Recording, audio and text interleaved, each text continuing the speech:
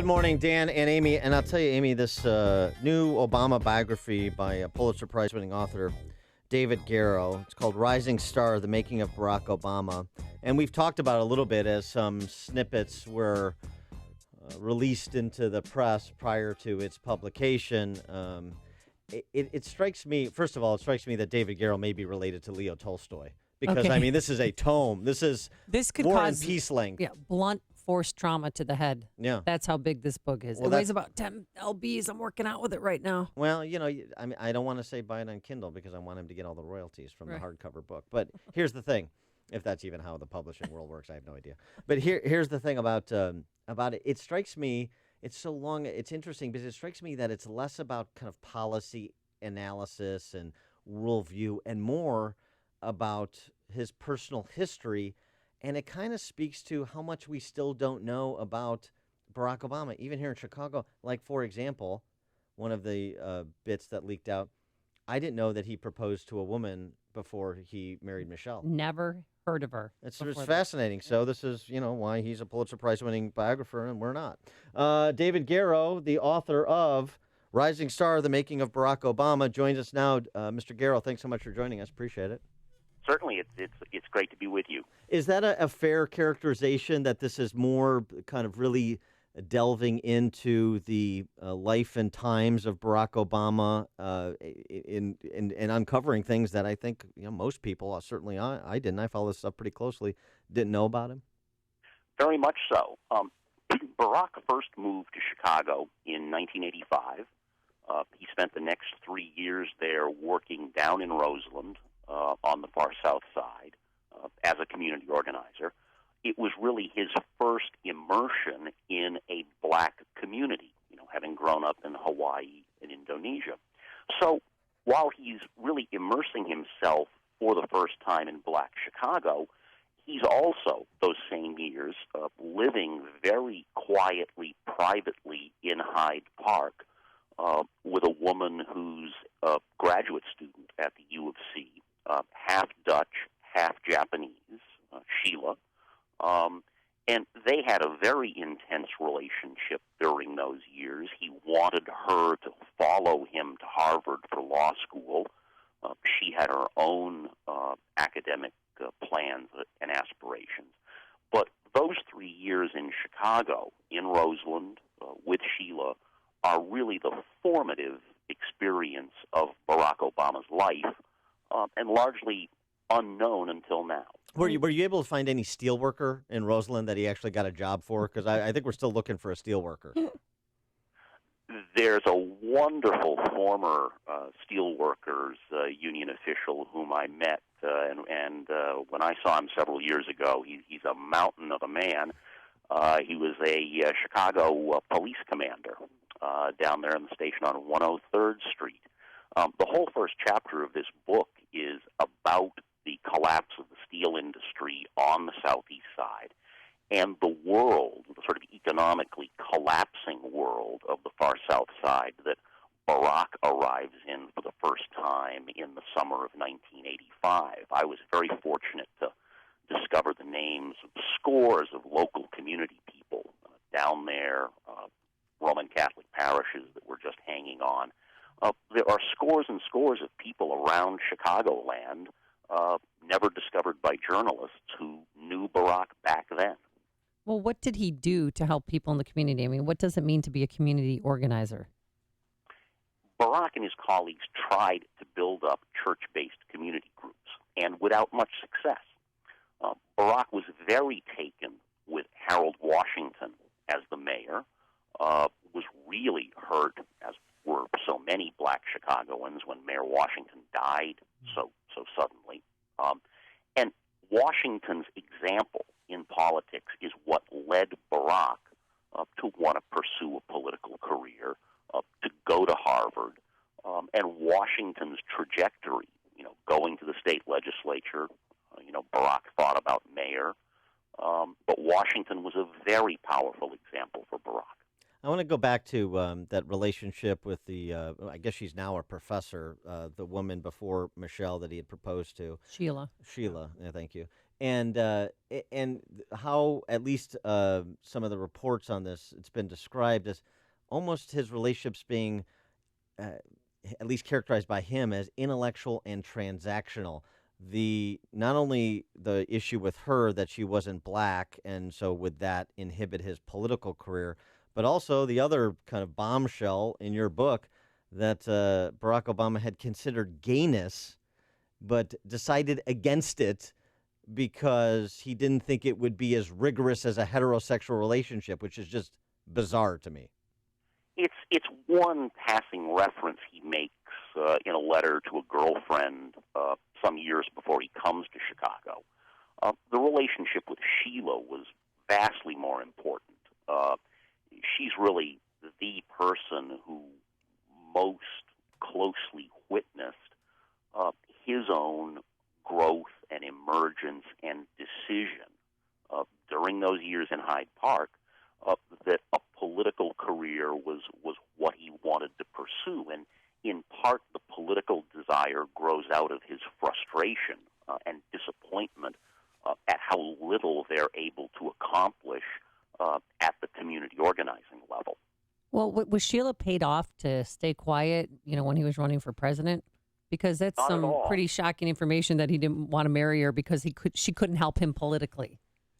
I was able to discover Sheila because if you walk into the library at the University of Chicago and pull the student directories from, 1986 to 1988, you can see in the student directories who else was living at the same address at which Barack was living. Yeah, there you go. That's how, no journalists back in, the presidential campaigns made that simple effort to see who else was living with Barack at his address. Well, that's just because they reprint Barack Obama's press releases. So if it wasn't in a press release, they're not going to find it or report it. It's fascinating. Now, the political career piece of this, because in Chicago, and I was working in the House for the House Republicans, the time that Obama was in the Senate. I was in politics running campaigns. I was actually involved in his 2004 Senate race opposed to him. And so I knew a little bit about him, and I know a lot about Illinois politics. And, Barack Obama, prior to 2004, he wasn't seen as this, can't-miss superstar just waiting for the right opportunity to spring from the General Assembly to statewide office and much less national office. And part of this narrative in Chicago is that somehow, David Axelrod plucked him from obscurity in the state Senate to run for that U.S. Senate seat in 2004 when Fitzgerald retired. And it seems to me from a lot of the research in your book that he had this vision for a long time as a young man, and he was plotting his way the entire time. It wasn't, David Axelrod coming and anointing him and then elevating him. As you know very well, the most crucial figure there in Illinois, and especially down in Springfield in the legislature in Barack's rise, was Emil Jones. Yeah, that's right. African-American president of the state Senate. One of the other great sort of ironies, discoveries in this book that one of the competing Senate campaigns had but didn't understand back in 2004 was that there was actually a ghost employee on Barack's state Senate payroll. Really? Unbeknownst to Barack himself, but one of the competing campaigns doing opposition research, vacuumed up all the paper, but no one realized that there was no one, who really existed under this name. That's a quality of Illinois politics, of Oh, yes, course, it is. Sure. where the salary checks really were going, I don't yet know. So, Dave, what was the most shocking thing that you learned about President Barack Obama? I wouldn't say shocking. I would say important. Everyone has old girlfriends. I don't think that's truly huge news. Dan's got a ton. Yeah, right. But Barack has an unpublished book manuscript from before Dreams from My Father, a book that he and his best friend in law school, Rob Fisher, who helped him on Dreams, wrote together.